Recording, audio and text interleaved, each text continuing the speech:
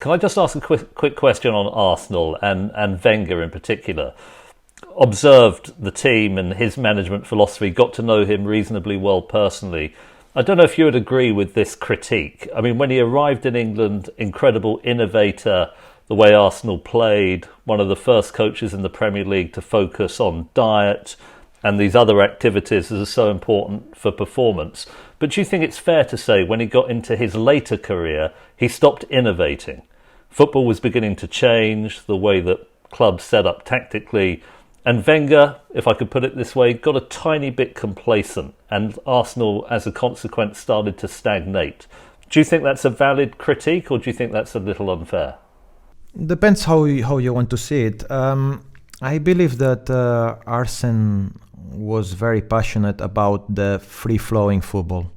He loved... Look at all the players that he signed, always with an intention.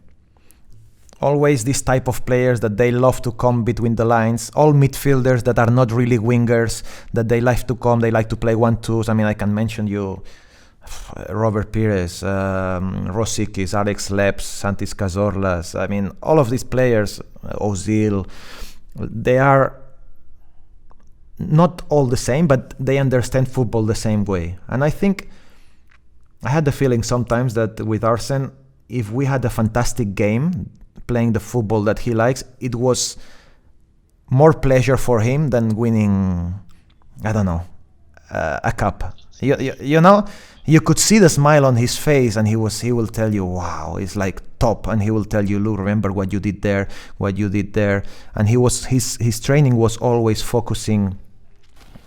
I will not say the beautiful football, but you understand what I mean, the tiki-taka that it's called nowadays.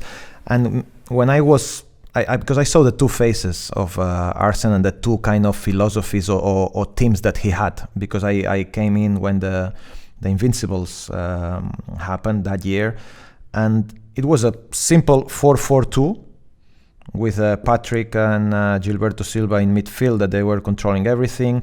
Pires coming inside, creating with Dennis Bergkamp behind Thierry Henry, Thierry making the runs, and Ljungberg as well making the runs behind defenders to stretch teams. Then you had one right back that was very, very good, but more defensive like Lauren.